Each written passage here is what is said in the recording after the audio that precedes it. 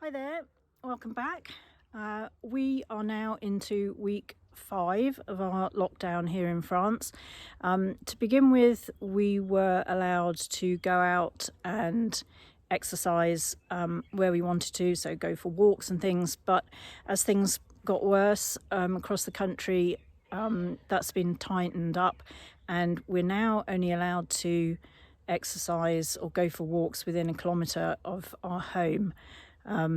Which is really pretty restrictive, and so really means you can't go anywhere. So it's a beautiful day today and I'm not working, so I thought I'd take a little walk around the farm. Got my camera with me. I want to see what spring flowers are appearing, and what's coming to life as we're well into spring now. And I thought I'd take you along with me, and you can meet some of the animals and get a little bit of a feel for what our place is like. So let's go. Okay, I've stopped here, which is the point which we call, laughingly, the edge of our garden.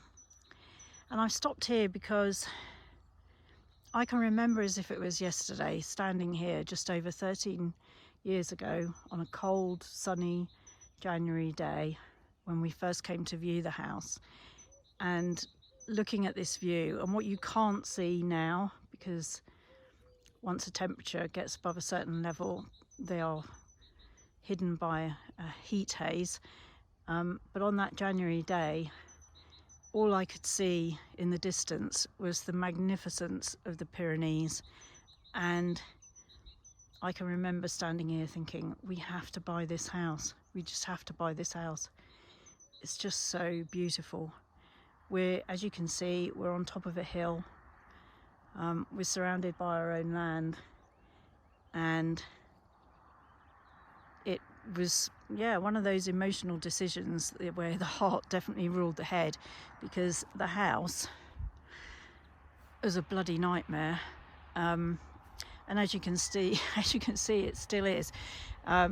We've done a lot of renovations inside, but apart from a new roof on the house and on the other side of the barn that you can see now, that's been re-roofed. But as you can see, it's just so dilapidated, and the roof that we had when we bought the place was really barely a roof. I mean, when it rained indoors, and we had just dozens of buckets up in the loft space to catch the rain, which we constantly had to empty. And I think if we'd really appreciated how much work was needed, I don't know that we would have taken it on, but I'm glad we did, because I just love it. I just absolutely love it. And its position is just out of this world. I mean, we couldn't have a better position, and it will be beautiful one day. I know it looks like a heap of a mess at the moment, but we will move on to the outside at some point and replace the shutters and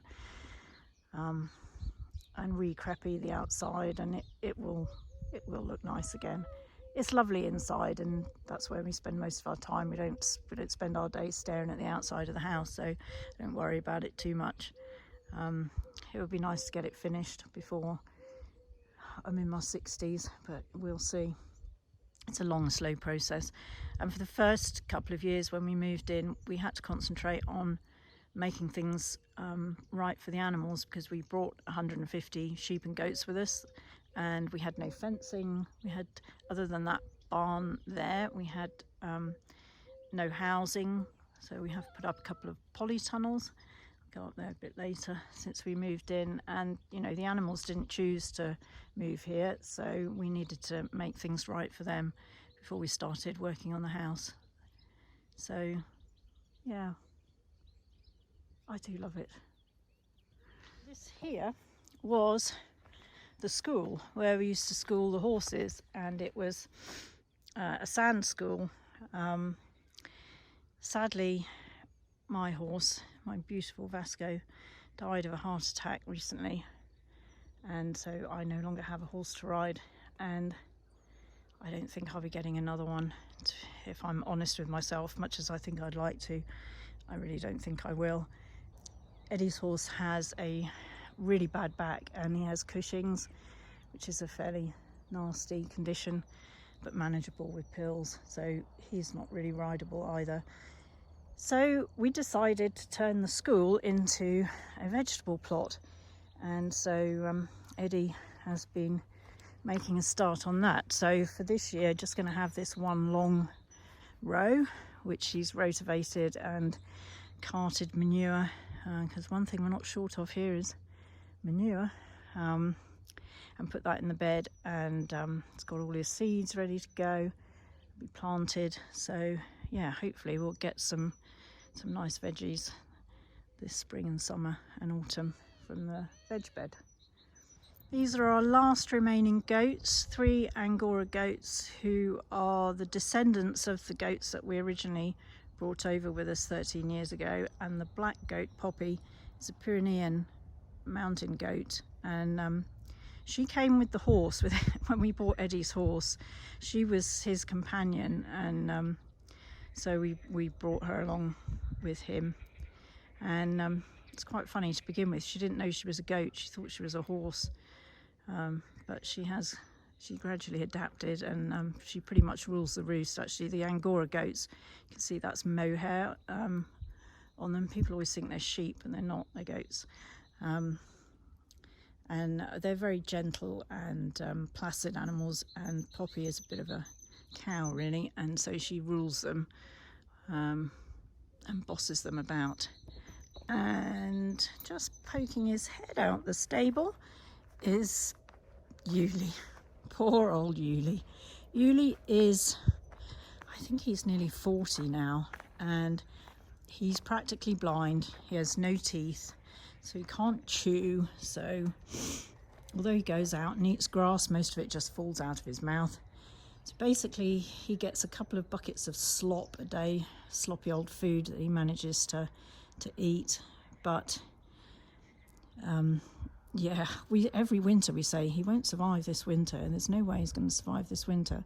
Somehow he does, and we keep asking the vet, should we put him down, because he's absolute skin and bone. He can't keep any weight on at all. He's lost all his muscles, so he's basically a skeleton covered in skin, and it's really, under that blanket, it's not very good. And the vet says, well, you know, he's happy, he's not suffering, and you can tell from the way he's got his ears pricked forward, and he's alert, and it's true, he is happy. And I don't think, if I thought for 1 minute he was suffering, we'd have him put down, but he really isn't, and he seems quite happy at the moment. So yeah, he just keeps on keeping on. It's quite amazing really. But you're right, Bubs, you good lad, aren't you? Hey, you're right, Bubbly Bubs, good boy, you good boy. This is Kier, this is Eddie's horse. He's hello Kier, he's in his mid-20s, and as I say, he's retired, and you're a lovely boy, aren't you? Yes, and he loves fuss, don't you, Kier? Hey, you love a bit of fuss. Yeah, he the guy that we bought him from bought him as a foal and broke him in and learnt to ride on him, not very well, has to be said, but treated him like a baby really. And so when he came to us, he's very sweet, but he had some not very nice habits where he was very much used to getting his own way, so he had to have a little period of retraining to make him realise that he's not the one that calls the shots. But for his size, he's really very gentle, and yeah, he has a good heart. He misses Vasco. Vasco was his best mate, and you miss him, don't you? Yeah. I'll just turn the camera away because he's rubbing himself all over me. So yeah, that's Kier enjoying his retirement, just eating the grass. Yuli doesn't come out very much, so he doesn't have a friend anymore, but he seems okay. And Yuli sometimes comes out and joins him. These are some of Eddie's sheep. They're Jacob sheep, and they're taking it easy in the shade. Now it's got a bit warm. It is warm today, really warm. these are a bunch of retired old ladies. We don't lamb anymore. So yeah, they just get to eat the grass and chill. And yeah, they'll just live out their days here until they keel over, which probably won't be for a while, because talk about a stress-free life. Even sheep, who seem to spend their entire lives trying to die, that's their one aim in life, is to die. Even these can't manage to do that with the stress-free lives that they've got. So they're a happy bunch of ladies. Here we have our 3 donkeys. The one on the right is Dolly. The white one in the middle is Napoleon, otherwise known as Polo. And the big guy on the left is Neddy. And all 3 are rescue donkeys. So yeah, waifs and parts of the waifs and strays that we've picked up over the years.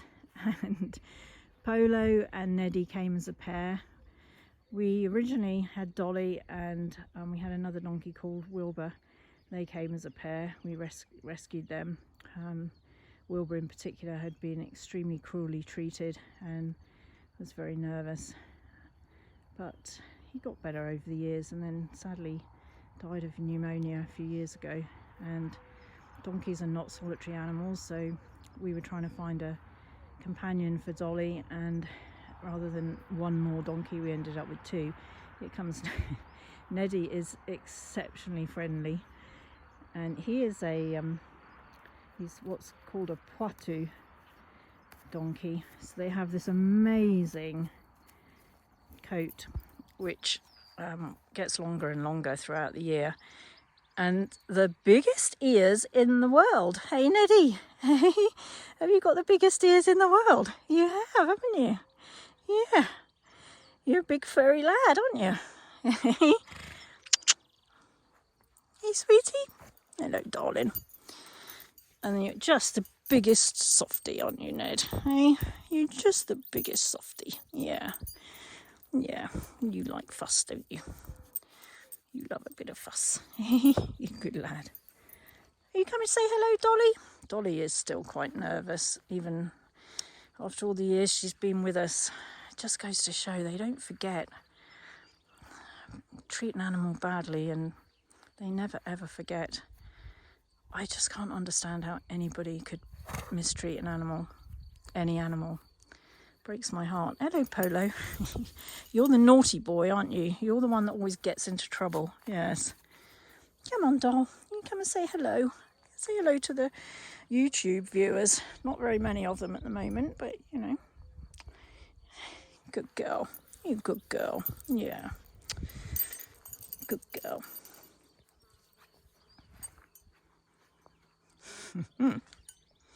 They all look a bit messy at this time of year.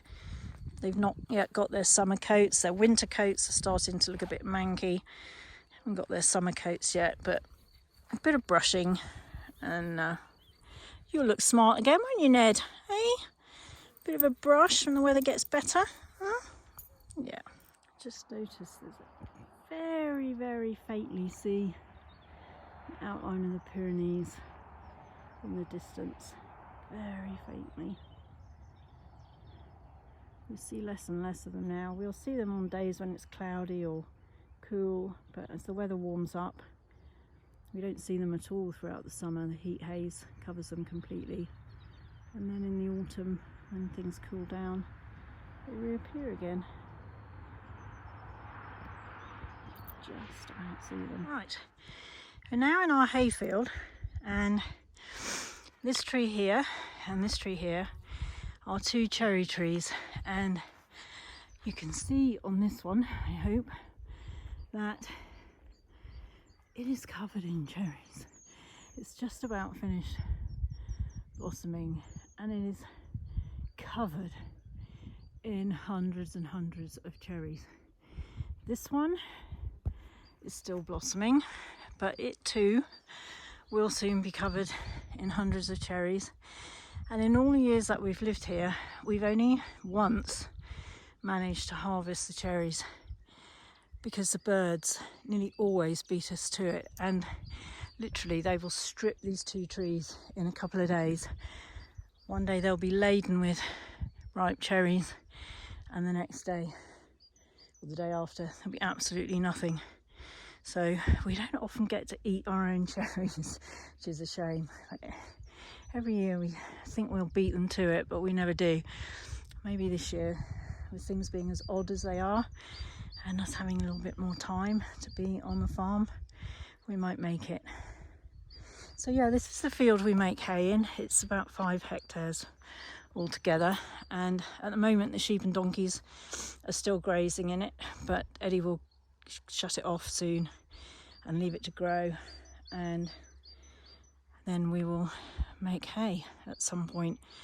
I don't know how we're going to do that this year, because normally that's a team effort. We get good friends come and help us. We've got the most clapped out haymaking machinery known to man. It all dates from about the 1950s, and every year something breaks down. One year it'll be the mower, another year it'll be the baler, and also it's a constant battle with the weather, because we make small bales of hay, which means we need a good 5 days minimum of hot, dry weather. And once it starts to heat up here, we can get freak thunderstorms at any point. So we become absolutely obsessed with the weather forecast, and once you've cut the hay, there's no turning back. You just got to keep going. And there have been years when it's been rained on, but we still manage to make hay. It's just not as good when that happens, but when we get a good year, the hay is absolutely fantastic. This is also one of my favourite views from the farm. You can see in the distance there the village up on the hill, the church, which I always think looks kind of Italian rather than French. Oh, a lovely little village perched up there on the hill. I haven't been up there for weeks.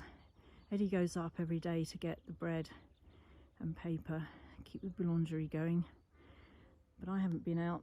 I haven't been up to the village for weeks. I try to leave the house as little as possible.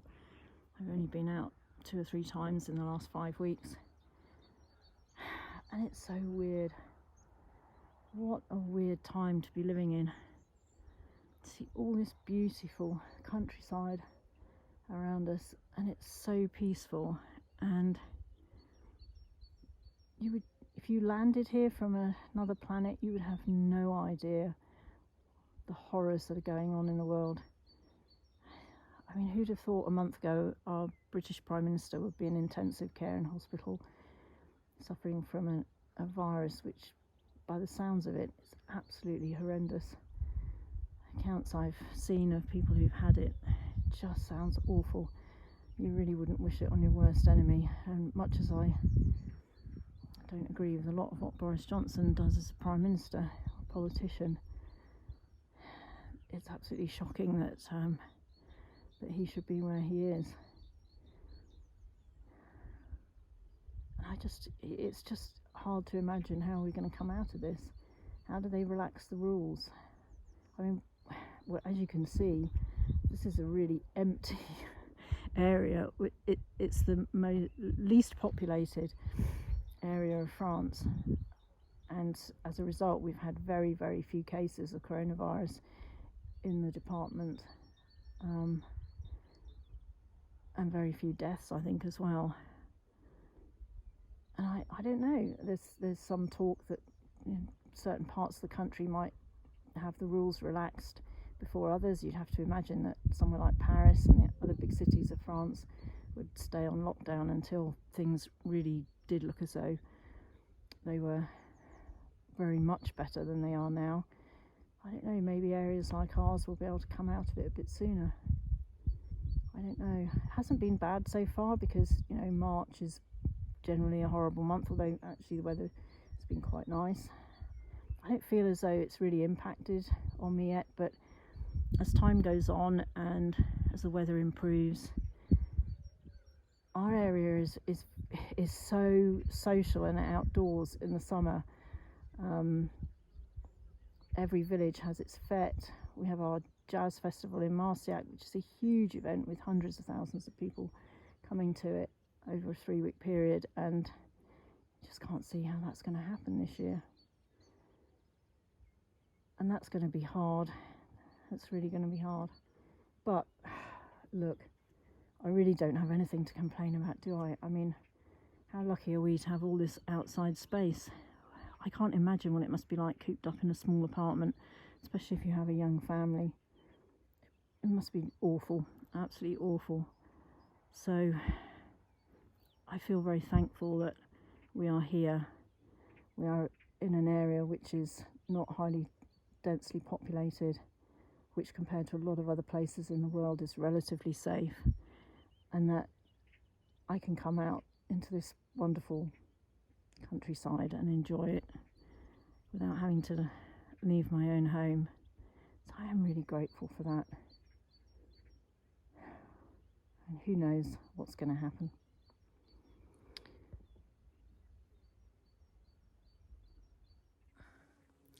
So I think I'll end it here in the shade of this cherry tree in our hayfield. Thank you for watching. If you like what you see, please give the video a thumbs up, and please consider subscribing if you'd like to see more videos from me. Stay safe, follow the guidelines whichever country you're in, stay home, just do what you're asked to. We're all in this together, and if we can just obey the rules, hopefully things will be relaxed in the not too distant future. Thanks again, and see you next time.